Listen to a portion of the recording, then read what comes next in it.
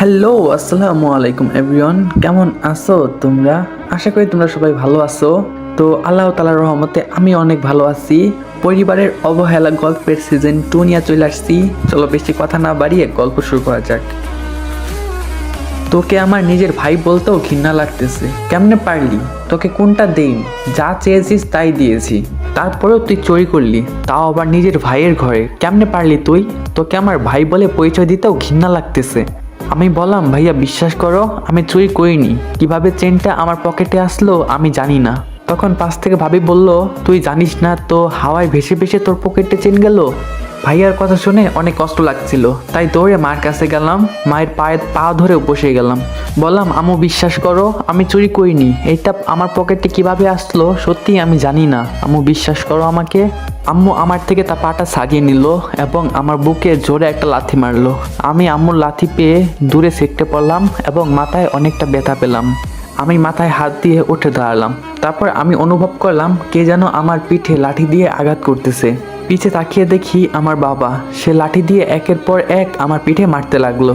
আমি চিৎকার করতে থাকলাম, তবুও বাবা থামলো না, আমাকে লাঠি দিয়ে মারতে লাগলো। আমি একবার শিফার দিকে তাকালাম, দেখলাম শিফা নীরবে কান্না করতেছে। আমার বাবার কোনো থামার নামই নেই। আমার বন্ধুরা এসে বাবাকে আটকানোর চেষ্টা করতেছে, কিন্তু আব্বু থামবেই না, আমাকে মেরেই যাচ্ছে। আমি আমার মার কাছে অনেক আকুতি মিনতি করতেছি। আমার ভাইয়া তো বাবার পা ধরে বসে গেছে। আব্বু বলতে লাগলো, তুই আমার সন্তান, এটা বলতেও আমার ঘৃণা লাগতেছে। তুই আজকে এই বাড়ির মান সম্মান ধুলোয় মিশিয়ে দিলি। এগুলা বলতে বলতে বাবা আমাকে আরো জোরে জোরে মারতে লাগলো। আমি লাঠির আঘাত সহ্য করতে না পেরে এক সময় অজ্ঞান হয়ে গেলাম। তখনই বিয়ের ক্যামেরাম্যান দৌড়ে ছুটে আসলো এবং বলতে শুরু করলো, এই আপনারা থামেন, ওকে এভাবে মারতেছেন কেন? ও তো এইসব কিচ্ছু করেনি। আমি বাসায় চলে গেছিলাম। বাসায় যাওয়ার পর কেউ একজন কলে বলে যে বিয়ের বাড়িতে ঝামেলা হয়েছে, তাই আমি ছুটে আসলাম। এসে শুনতে পারি আপনারা ছেলেটাকে চোরের অপবাদে মারতেছেন। তখনই পাশ থেকে ভাইয়া বলে উঠলো, ও যে চুরি করেনি এটা আপনি জানলেন কিভাবে? তখন ক্যামেরাম্যান ঋতুকে দেখিয়ে বলল, এই ছেলেটা আর এই মেয়েটা একসাথে হাঁটতেছিল। তখন আমি ভাবলাম এদেরকে একটা ছবি তুলে দেই। আমি তখনই খেয়াল করলাম ওই মেয়েটা ওই ছেলেটার পকেটে ওই চেনটা দিয়ে দিল। বিশ্বাস না করলে এই দেখুন, আমার কাছে ফটো আছে। এই কথা শুনে ঋতু তো একদম ভয়ে শেষ। ঋতু ওইখান থেকে চলে যেতে লাগলো। সিফা দৌড়ে গিয়ে ঋতুর হাত চেপে ধরলো এবং বলল, এই মেয়ে কোথায় পালাচ্ছিস তুই? আর এদিকে আমার এক বন্ধু বলল, এই আপনারা থামেন, কি করতেছেন? আগে ছেলেটাকে হসপিটালে নিয়ে চলেন, তারপরে এগুলো দেখা যাবে। তারপর আমার বন্ধুরা আমাকে কোলে নিয়ে বাইরের দিকে হাঁটা শুরু করলো।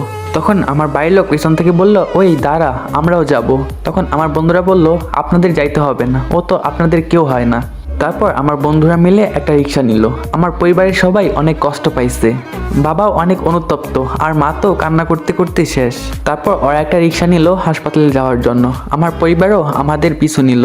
হাসপাতালে যাওয়ার পথে আমাদের গ্রামের সামনেই একটা উঁচু ব্রিজ আছে। ওই ব্রিজে যেতেই আমার জ্ঞান ফিরল। আমার শরীরে সব জায়গায় ব্যথা করতেছে। আমি বন্ধুকে বললাম, এই রিক্সা থামা। তখন বন্ধুরা বলল, রিক্সা থামাবো কেন এখন? আমাদের তাড়াতাড়ি হসপিটালে যেতে হবে। তখন আমি বললাম, একটু থামা প্লিজ।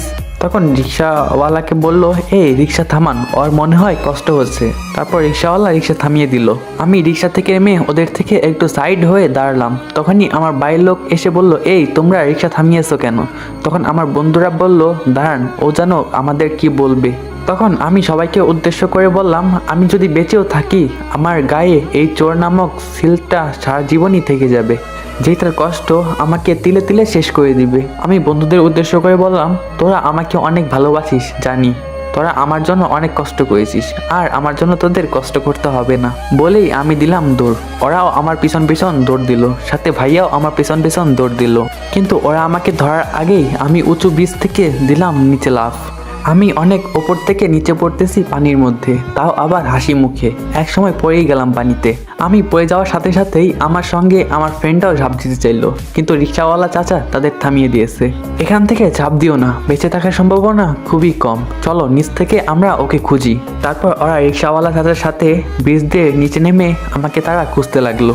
ভাইয়া ওদের সাথে গেল, কিন্তু কি আর হলো, ওরা তো আর আমাকে খুঁজে পেল না। ওরা অনেক খোঁজাখুঁজি করলো, কিন্তু ওরা শুধু এক জায়গায় একটু রক্ত পেল, আর কিছু পায়নি। নদীতে অনেক স্রোত ছিল, সবাই উপরে চলে আসলো, কিন্তু ভাইয়া আমাকে খুঁজতে লাগলো কান্না করতে করতে। তারপর রিক্সাওয়ালা কাকা গিয়ে ভাইয়াকে জোর করে টেনে তুললো। ভাইয়া বলতে শুরু করলো, আমার ভাই এই নদী স্রোতে কোথায় হারিয়ে গেল, ধরতেও পারলাম না। আমার ভাইটার অবস্থা এখন খুবই খারাপ। আমার পরিবারের সবাই আমি যেখান থেকে ঝাঁপ দিছি ওইখানে এসে কান্না করতেছে। আমার ভাইয়া, আমার বন্ধুরাও ওইখানে আছে। আম্মু জোরে জোরে কান্না করতেছে। আমার ছেলে আমার কাছে এসেছিল বলতে যে ও কিছু করেনি, কিন্তু আমি ওর কথা না শুনেই ওকে লাথি দিয়ে সরিয়ে দিয়েছি। আম্মু জোরে কান্না করতে করতে ব্রিজের একটা পিলারের সাথে মাথা ঠুকে অজ্ঞান হয়ে গেল। শিফা তো সেই কখন থেকে কান্না করতেছে। ভাবি আর ভাইয়া চুপ করে দাঁড়িয়ে আছে। বাবা তো একদম পাথর হয়ে গেছে। তখন সিয়াম বলে উঠলো, ওই তোরা চল চল, আমরা দেখি নদীর জোয়ার কোন দিকে, ওই দিকে গেলে হয়তো আমরা লিমনকে পেতে পারি। তখন ভাবি ওইখানে আসলো। ভাবি এখানে এসেই বলতে শুরু করলো, তোমরা ওর কেমন বন্ধু, তোমরা ওকে আটকাতে পারলে না? আমার তো মনে হচ্ছে তোমরাই ওকে এই বুদ্ধি দিয়েছো।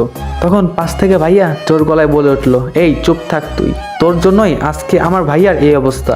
কি জানি বেঁচে আছে কিনা, আদেও খুঁজে পাবো কিনা।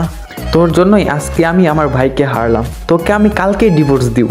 ভাবি ভয়ে চুপ হয়ে গেল এবং বলতে শুরু করলো, দয়া করে এমনটা করো না, আমি তোমার পায়ে পড়ি। আমার বোন ছোট মানুষ, ভুল করে একটা ভুল করে ফেলেছে, ওকে প্লিজ ক্ষমা করে দাও তোমরা।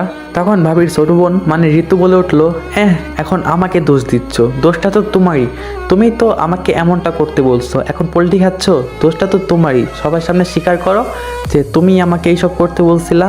তখন ভাইয়া বলল, কি এইটাও তোর বুদ্ধি? তোকে তো আমি এক্ষুনি ডিভোর্স দিব, তোর জন্য আজকে আমার কলিজার টুকরা ভাইটাকে হারালাম। তখন আমার বন্ধুরা বলল, এই যে ভাবি শোনেন, আপনি আমাদের উপর দোষটা দিলেন যে আমি ওকে মারতে বলেছি। একটু রিক্সাওয়ালা চাচার কাছে শুনুন তো, আমরা ওর জন্য কি করেছি। আর এইসবের জন্য আপনিই দায়ী। একটু সবার কাছে শুনুন তো, এই 8 বছর ধরে শুধুমাত্র হাবিব ভাইয়া ছাড়া আর সবাই ওর উপরে নির্যাতন অত্যাচার করেছে।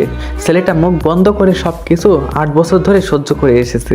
এমনকি আন্টিও ওকে অনেক কষ্ট দিয়েছে, যা একজন মায়ের পক্ষে একজন সন্তানের সাথে করা কখনোই সম্ভব না। জানি না আপনারা কেমন পরিবার, একটা ছেলের সাথে আপনারা কিভাবে এরকম করলেন আমি বুঝতেই পারতেছি না। আজকে ছেলেটাকে তো একদম মেরেই ফেললেন আপনারা। ও 1 মাস যাবৎ অনেক হাসি খুশি ছিল, কারণ ওর মা ওকে মেনে নিয়েছিল এবং আদর করতেছিল। কিন্তু ওনার এই বাবা, উনি তো পাল্টানোর মানুষ না, যখন ইচ্ছা তখনই ওর ওপর অত্যাচার করত। কখনো তো ওকে দেখতেই পারতো না। কোনো বাবা যে কোনো ছেলের সাথে এরকম করতে পারে আমি কখনোই জানতাম না। এখন তো ওনার জন্য অনেক ভালো হয়েছে, আর তার চোখের কাঁটা সামনে থাকবে না। দেখেন ভাবি, আপনি কি করেছেন, একটা অবহেলিত ছেলে আদর পেতে শুরু করলো, আনন্দে স্বাচ্ছন্দ্যে বাঁচতে শুরু করলো, আর আপনার কারণে আজকে এটাই বলতে পারতেছি না যে ছেলেটা আদৌ বেঁচে আছে নাকি মারা গেছে। ভাবি ওর কথা শুনে স্থির হয়ে গেল। ভাবি কান্না শুরু করে দিল। ভাবি যে কত বড় ভুল করেছে তা সে এখন বুঝতে পারলো। আর ভাবির বোন তো ভয়ে শেষ।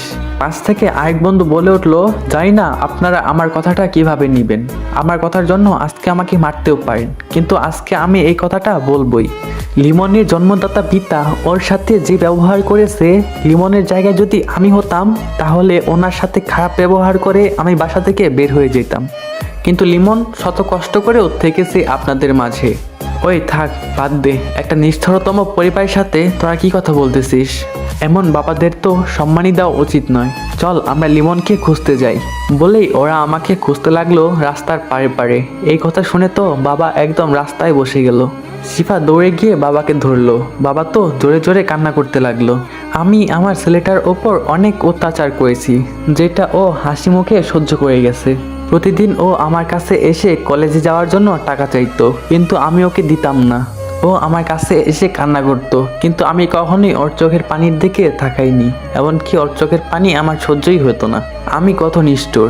এদিকে মা যে অজ্ঞান হয়ে মাটিতে বয়ে আছে, এর দিকে কারো কোনো খেয়ালই নেই।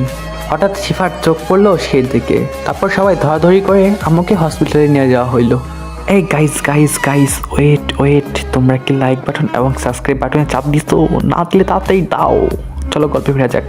ওইখানে শিফা আর ঋতুকে রেখে ভাইয়া এবং ভাবি আমাকে খুঁজতে লাগলো, কিন্তু শেষ পর্যন্ত আমাকে কেউ খুঁজেই পেল না। হতাশ হয়ে সবাই মিলে হসপিটালে ফিরে আসলো। আম্মুরও জ্ঞান ফিরলো। আম্মু লিমন লিমন বলে লাফিয়ে উঠলো। ভাবি তার কাজ ছিল, সে গিয়ে তার পাশে গিয়ে বসলো। লিমন কোথায়? তোমরা কি কেউ লিমনের খোঁজ পেয়েছো? এরকম ডাকাডাকি শুনে ভাইয়া আর আব্বুও কেবিনে আসলো। তখন আম্মু আবার বলতে শুরু করলো, কি হলো, কেউ কথা বলছো না কেন? কেউ কোনো লিমনের খোঁজ পাইছো? তখন সবাই মাথা নিচুর দিকে দিয়ে দাঁড়িয়ে রয়েছে, কেউ কিছু বলতে পারতেছে না। তখন আব্বু বলল, শোনো, তুমি সুস্থ হও, লিমনের জন্য আমরা খোঁজ করতেছি, আমরা সব ধরনের চেষ্টা চালিয়ে যাচ্ছি।